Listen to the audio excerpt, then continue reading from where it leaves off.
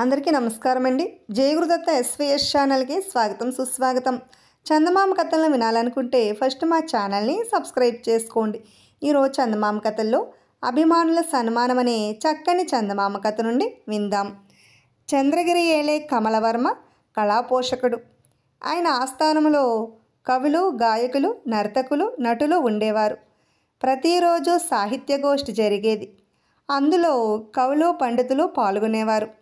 చాలామంది ప్రజలు వచ్చి ఆ గోష్ఠులు చూసి ఆనందించేవాళ్ళు. ఆ కవులకు అభిమానులు ఉండేవారు. తన ఆస్థానంలోని కవి పండితుల్లో ఎవరికి ప్రజల్లో ఎక్కువ ఆదరం ఉన్నదో తెలుసుకోవాలని కమలవర్మకు అనిపించింది.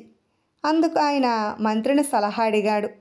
కవులను దేశ సంచారం చేసి ప్రదర్శనలు ఇయ్యనీయమని, ప్రజలు తమకు తోచిన విధంగా కవులను సన్మానించి బిరుదు ప్రదానాలు చేయవచ్చునని ప్రకటించమని మంత్రి రాజుకు సలహా ఇచ్చాడు. రాజు అలాగే చేశాడు. కమలవర్మ ఆస్థానంలో చెప్పుకోదగ్గ కవులు నలుగురున్నారు. వాళ్ళ పేర్లు నందకుమారుడు, అక్షయ శర్మ, కృష్ణశాస్త్రి, వనమోహనుడును. వీళ్లకు ఆ దేశంలో ఎందరో అభిమానులు ఉన్నారు. తమ అభిమాన కవులు దేశ సంచారం చేస్తున్నందుకు వాళ్ళు చాలా సంతోషించారు. వాళ్ళు తమ అభిమాన కవులను సన్మానించడానికి పెద్ద ఎత్తున ఏర్పాట్లు చేశారు. ఉత్తర ప్రాంతంలో నందకుమారుడికి, దక్షిణ ప్రాంతంలో అక్షయ శర్మకు, పూర్వ భాగంలో కృష్ణశాస్త్రికి, పశ్చిమ భాగంలో వనమోహుడికి భారీ సన్మానాలు జరిగాయి. అందుకు వేరే కారణమేమీ లేదు. వారి వారి జన్మస్థలాలు ఆయా ప్రాంతాల్లో ఉన్నాయి. ఎవరి ప్రాంతంలో వారికి కనకాభిషేకము, బిరుదులు లభించాయి. నందకుమారుడికి కవి సార్వభౌముడని, అక్షయ శర్మకు కవి సామ్రాట్ అని, కృష్ణశాస్త్రికి కవి చక్రవర్తి అని, వనమోహుడికి కవి రాజరాజని బిరుదులు లభించాయి. దేశం మిగతా ప్రాంతాల సంచారం చేసినప్పుడు కవులకు చెప్పుకోదగ్గ ఆదరణ లభించలేదు. కొన్ని చోట్ల కొన్ని సన్మానాల సభలో అలజడి కూడా జరిగింది. దేశ సంచారం పూర్తి చేసుకుని కవులు రాజధానికి తిరిగి వచ్చారు. రాజువారి అనుభవాలన్నీ ఎంతో శ్రద్ధగా విన్నాడు. కానీ ఆయన సందేహం తీరలేదు. అందరు కవులకు సమానంగా సన్మానాలు, బిరుదులు, అనాదరణ కూడా లభించాయి. తన ఆస్థానంలో నలుగురు కవుల్లో ఎవరు ఎక్కువగా ప్రజాభిమానం చూరగొన్నది రాజుకు తెలియనేలేదు. ఆయన మళ్ళీ మంత్రితో, మన నలుగురు కవులలో ఎవరి మీద ప్రజలకు ఎక్కువ అభిమానం ఉన్నది తెలుసుకు వస్తే ఎక్కువ ప్రజాభిమానం గల కవిని ఆస్థాన కవి చేద్దామనుకుంటున్నాను అన్నాడు. మంత్రి తాను కూడా దేశ సంచారం చేసి కవులను గురించి కొంత సమాచారం సంపాదించాడు. దేశంలో ప్రతి కవికి కొందరు అభిమానులున్నారు. వారు ఆ కవి రచనలను అభిమానించడంతో ఆగక మిగిలిన కవుల రచనలను ద్వేషిస్తారు. నలుగురు కవులకు దేశంలో అభిమానుల సంఖ్య ఇంచుమించు సమానంగానే ఉన్నది. మంత్రికి ఏం చేయాలో పాలుపోలేదు. నలుగురిలో ఎవరో ఒకడు గొప్పవాడని తాను నిరూపించకపోతే రాజు ఊరుకోడు. ఎవరిని తాను ఆస్థాన కవిగా సిఫార్సు చేసినా దేశంలో 3 వంతుల మంది తనను బ్రతకనియ్యరు. ఆయన ఎంతో నిరుత్సాహంతో రాజధానికి తిరిగి వచ్చాడు. ఆయన ఇల్లు చేరుకునేసరికి ఆయన కూతురు తొలి ప్రసవానికి వచ్చి పండంటి కొడుకును కన్నది. ఆమె తన కొడుకును ముద్దులాడుతూ, నా బంగారు తండ్రి, వరహాలకొండ, నా రాజా అనటం మంత్రి విన్నాడు.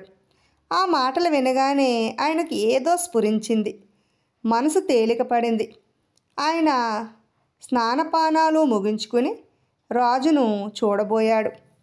తెలుసుకున్నారా అని కమలవర్మ మంత్రిని అడిగాడు.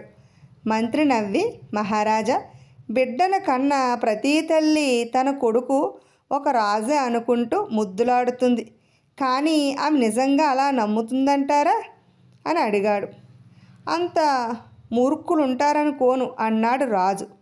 మన ప్రజల్లో దురభిమానం తప్ప నిజమైన సాహిత్యాభిలాష లేదు మహారాజా. వాళ్ళు కవులకిచ్చిన బిరుదులు కవుల శక్తి సామర్థ్యాలను చూసి కాదు, తమ అభిమానాలను బట్టి తమ అభిమాన కవి అన్న మరొకడికి పెద్ద బిరుదు రాకూడదని కవి సార్వభౌముడు, కవి సామ్రాట్, కవి చక్రవర్తి, కవిరాజరాజు లాంటి బిరుదులు ఇచ్చారు ప్రజలు తమ అభిమాన కవులకు అన్నాడు మంత్రి. అయితే ఆస్థాన కవి ఎన్నుకోవడం ఎలా అని రాజు అడిగాడు. కృష్ణదేవరాయల ఆస్థానంలో అష్టదిగ్గజాలు ఉండేవారట. ఆయనకు కూడా ఇటువంటి ఇబ్బందే వచ్చిందేమో.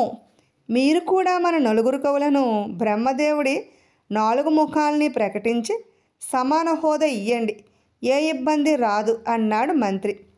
కమలవర్మ మంత్రి చెప్పినట్టే చేసి దేశంలో ప్రాంతీయ దురాభిమానాలు తగ్గించడం కోసం ఎన్నో ప్రయత్నాలు చేశాడు. ఆ ప్రయత్నాలు ఫలించాయి. విన్నారు కదండి. ఇప్పుడు మరో చక్కని చందమామ కథను, చెడు మార్గం అనే కథను విందాం. పూర్వం ఒక గ్రామంలో సోమయ్య అనే ఒక యువకుడు ఉండేవాడు. వాడు కూలి పని చేసుకుని జీవిస్తూ ఉండేవాడు. పగలంతా కష్టపడి పనులు చేసి అలా సంపాదించిన కూలి డబ్బుతో ఏ పూట కాపూట పొట్ట నింపుకుంటూ రాత్రిపూట సత్రంలో పడుకునేవాడు. అదే సత్రంలో కొందరు భిక్షగాళ్ళు కూడా రాత్రివేళ పడుకునేవాళ్ళు. సోమయ్యకు వాళ్ళతో బాగా పరిచయమైనది. వాళ్ళతో కబుర్లు చెప్పుకుంటూ ఉండటంలో సోమయ్యకు ఒక విషయం స్పష్టమైనది. అదేమిటంటే ఆ బిచ్చగాళ్ళు తనలాగా శరీరశ్రమ ఏమీ పడకుండగానే తనకన్నా ఎక్కువ సుఖంగా బతుకుతున్నారు. తాను మాత్రం బిచ్చగాడుగా జీవిస్తూ ఎందుకు సుఖపడకూడదని సోమయ్యకు తోచింది. వాడు కూలి పని మానేసి బిచ్చమెత్తసాగాడు. అలా కొంతకాలం జరిగింది. ఒకరోజు రాత్రి సత్రం అరుగు మీద పడుకుని ఉన్న సోమయ్య ఒక రాత్రివేళ మేలుకున్నాడు. పక్క గదిలో ఎవరో మాట్లాడుకోవడం వాడికి వినిపించింది.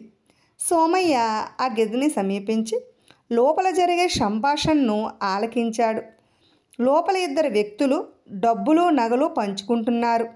వాళ్ళ మాటలను బట్టి వాళ్ళు మరో 6 నెలల పాటు హాయిగా కాలు మీద కాలు వేసుకుని ఆ ధనంతో సుఖంగా బతకబోతున్నారని తెలిసింది.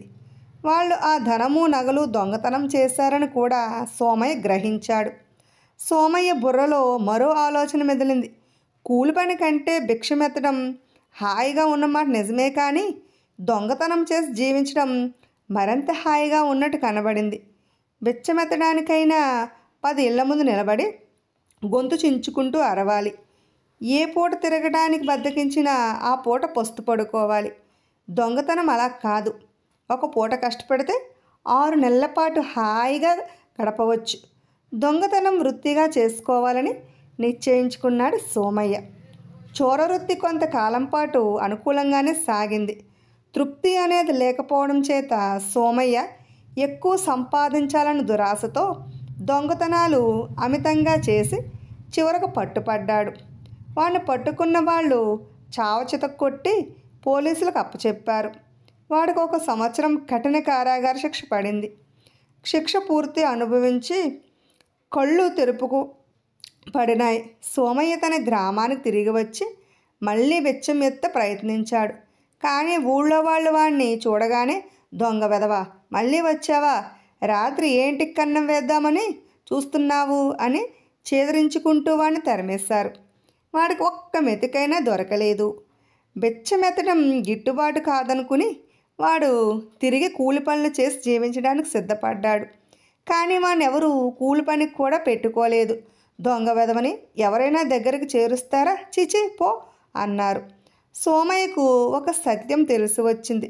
మంచి మార్గం నుంచి చెడ్డ మార్గానికి వెళ్ళటం తేలికే, కానీ చెడ్డ మార్గం నుంచి మంచి మార్గానికి రావటం చాలా కష్టం.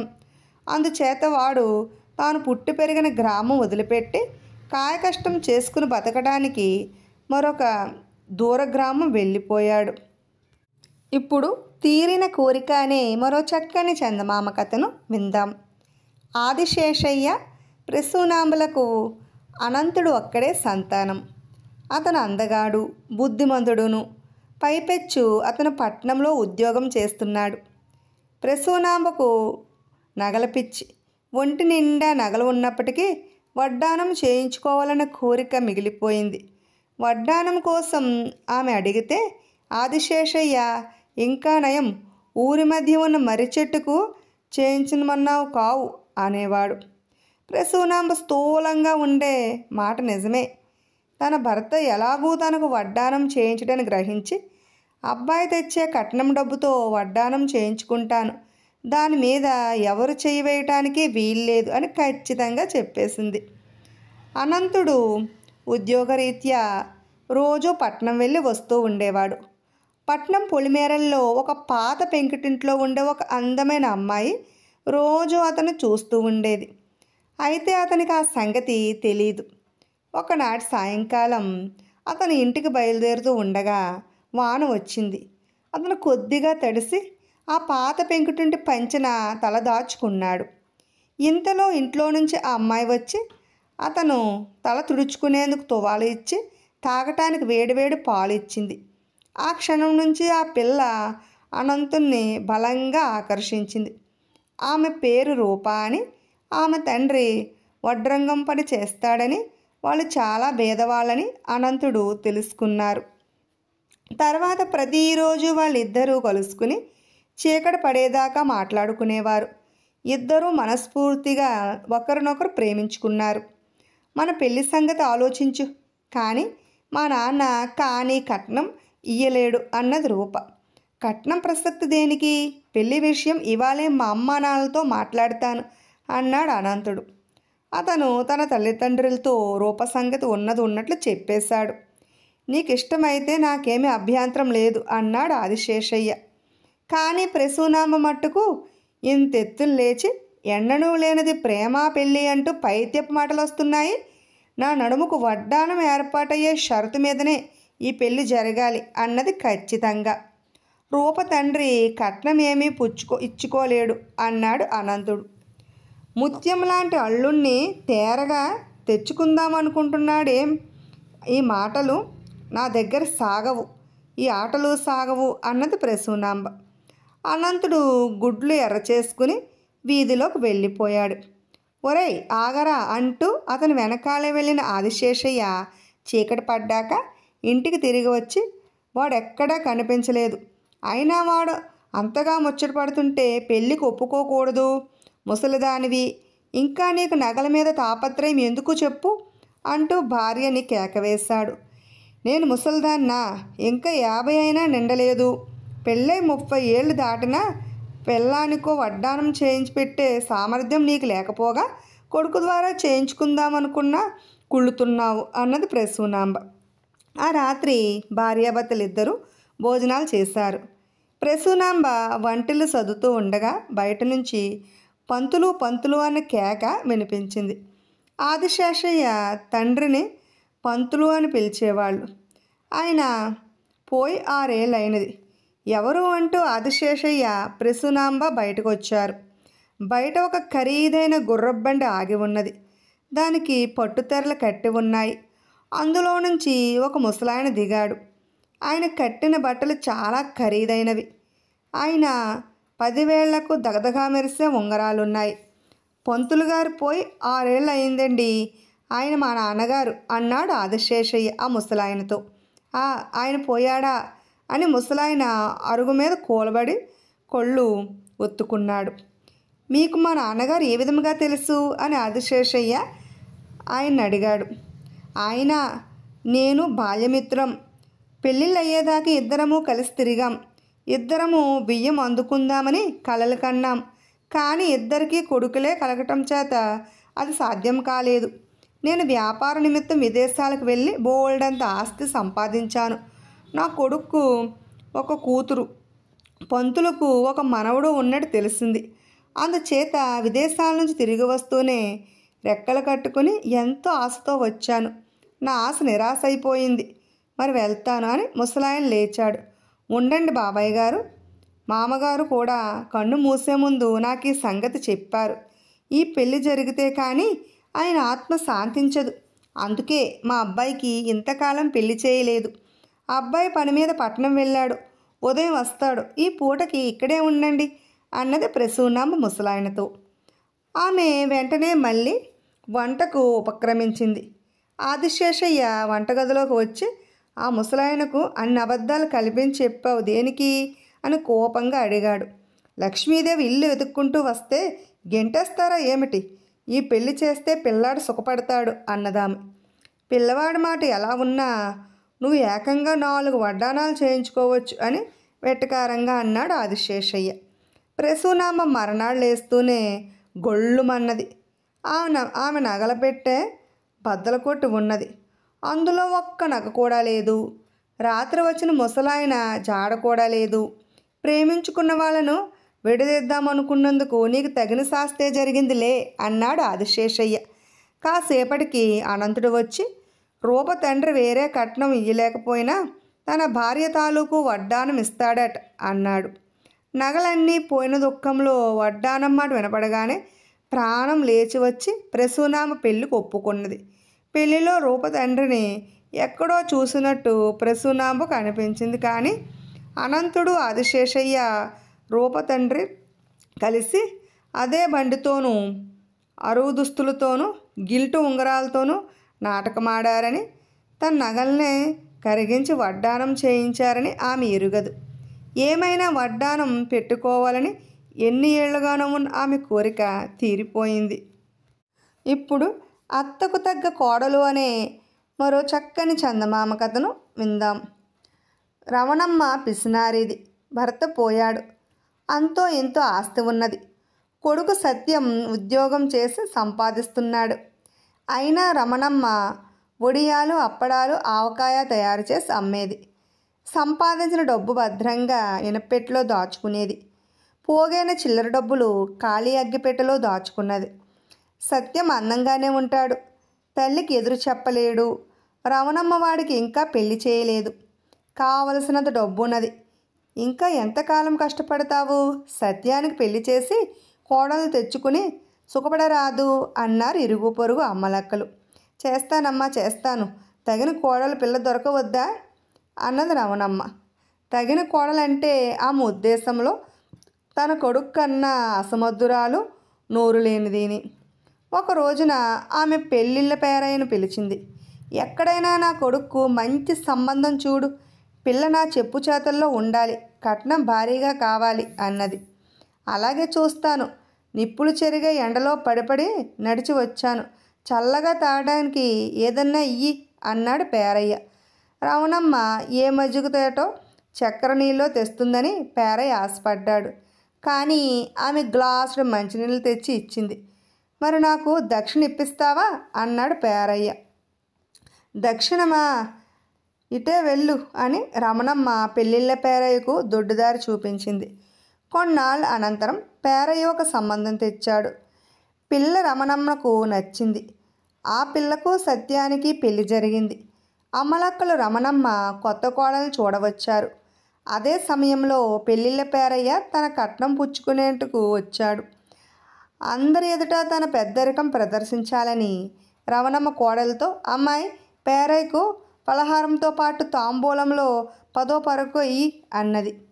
కోడలు లోపలికి వెళ్ళి పెద్ద పళ్ళెం నిండా 25 లడ్డూలు, 25 కజ్జికాయలు, ఇతర ఫలహారాలు, తాంబూలంలో 100 రూపాయలు కట్టా తెచ్చి పేరయ్యకి ఇచ్చింది. పేరయ్య వాటిని అన్నింటినీ తుండుగుడ్డలో కట్టుకుని, రమణమ్మ బంగారం లాంటి కోడలు నీకు తగినది దొరికిందిలే అని వెళ్ళిపోయాడు. రమణమ్మ గుండె టారెత్తిపోయింది. కానీ అందరూ ఉండగా ఏమీ అనలేకపోయింది. తరువాత కోడల్ని పిలిచి, అమ్మాయి నేను మాట వరుస కంటే నిజంగా తెస్తావా? ఇక నుంచి నేను ఎంత చెబుతానో అందులో సగమే తీసుకురావాలి అన్నది రమణమ్మ. కొద్ది రోజుల అనంతరం రమణమ్మ వియ్యంకుడు కొందరు బంధువులతో సహా కూతురి కాపురం చూసిపోదామని వచ్చాడు. అందరూ పంక్తిలో కూర్చున్నారు. రమణమ్మ కూడా కూర్చున్నది. కోడలు వడ్డిస్తున్నది. నాకు కూడా ఇంత అన్నం పెట్టి పడేయి అన్నది రమణమ్మ కోడలతో. కోడలు అందరికీ వడ్డించుకుంటూ వచ్చి అత్తగారి ముందున విస్తరలో 4 మెతుకులు రాల్చింది. అదేమిటి, అన్నం వడ్డించమంటే గరిటె దులిపావు అన్నది రమణమ్మ. చెప్పిన దానిలో సగం వెయ్యమని నువ్వే కదా అన్నావు అన్నది కోడలు. రమణమ్మకు అవమానంతో పాటు కోపం కూడా వచ్చింది. వచ్చిన చుట్టాలు, రమణమ్మ ఇంటి బాదరబంది ఇంకా ఇంతకాలమని పడతావు? ఈ బాధ్యత అంతా కోడలు నెత్తిన పెట్టి కృష్ణారామ అనుకుంటూ కూర్చో అన్నారు. అవును, మీరన్నది నిజమే అని రమణమ్మ తాళపు చెవులు కోడల చేతిలో పెట్టింది. అందరూ రమణమ్మ వివేకానికి మెచ్చుకున్నారు. అందరూ వెళ్ళిపోయాక రమణమ్మ తన కోడల్ని తాళం చెవులు తిరిగి ఇయ్యమన్నది. ఇంటి బాధ్యత నన్నే చూసుకోమన్నావు కదా అన్నది కోడలు. ఏదో మాట వరుసగా అంటే నిజమనుకున్నావా అని రమణమ్మ తాళం చెవులు తీసేసుకున్నది. కోడలికి చాలా కోపం వచ్చింది, కానీ మాట్లాడక ఊరుకున్నది. రమణమ్మ ఇంటి ముందర చింత చెట్లు ఉన్నాయి. చల్లగాలి కోసం రమణమ్మ ఆ చెట్ల కిందనే పడుకునేది. ఒకనాటి అర్ధరాత్రి చెట్ల గుబురులోంచి దెయ్యం వచ్చి రమణమ్మ పీక పట్టుకుని తాళం చెవులు ఇస్తావా చంపేయినా అని అడిగింది. రమణమ్మ అరిచింది, కానీ లాభం లేకపోయింది. రమణమ్మ తాళం చెవులు దెయ్యం చేతిలో పెట్టి ఇంటిలోకి పరిగెత్తుకు వచ్చింది. ఇంతలో దొడ్డి వైపు నుంచి లోపలికి వచ్చిన కోడలు, ఏమిటా అరుపులు, దెయ్యం కానీ పట్టుకున్నదా అని అడిగింది. రమణమ్మ చెమటలు కక్కుతూ నిలువెల్లా వణుకుతున్నది, కానీ జవాబు చెప్పలేదు. ఆహా, దెయ్యం పట్టిన లక్షణాలు అచ్చగా ఇలాగే ఉంటాయి అని కోడలు చీపిరికట్ట తెచ్చి అత్తగారిని బాధసాగింది. నాకు దెయ్యం పట్టలేదు మొర్రో అని రమణమ్మ ఏడవసాగింది. ఎందుకు పట్టలేదు, నీకు ధనాసా దెయ్యం కూడా పట్టింది అన్నది కోడలు. మరునాడు కోడలు పేదసాదులందరికీ భారీ ఎత్తున అన్నదానము వస్త్రదానము చేస్తుంటం చూసి, ఇంత డబ్బు నీకెక్కడిది అని రమణమ్మ కోపంగా అడిగింది. ఎక్కడిదేమిటి, ఇదిగో తాళం చెవులు గుత్తి ఇంటి ముందున్న చింత చెట్టు మీద దెయ్యం దీన్ని నాకు ఇచ్చింది అన్నది కోడలు. ఆ దెయ్యం నీకెలా తెలుసు అని రమణమ్మ అడిగింది. అది నాకు వేలు విడిచిన అక్క అన్నది కోడలు. ఈ మాట విని రమణమ్మ భయపడి నోరు మూసుకున్నది. అది మొదలు ఆమె కోడలు చెప్పినట్టు వినసాగింది. వినకపోతే దెయ్యం తనను చంపేస్తుందని భయం. తల్లిలో వచ్చిన ఈ మార్పు కలిగించిందని తన భార్య అని తెలిసి సత్యం చాలా సంతోషించాడు. విన్నారు కదండి. ఇటువంటి చక్కని చందమామ కథలు వినాలనుకుంటే మా ఛానల్ని ఫస్ట్ సబ్స్క్రైబ్ చేసుకోండి, బెల్ ఐకాన్ క్లిక్ చేయండి, లైక్ చేయండి, షేర్ చేయండి, కామెంట్ చేయండి. మరిన్ని కథలు వినాలనుకుంటే మా ఛానల్ని సబ్స్క్రైబ్ చేసుకోవడం మర్చిపోకండి. Thanks for watching.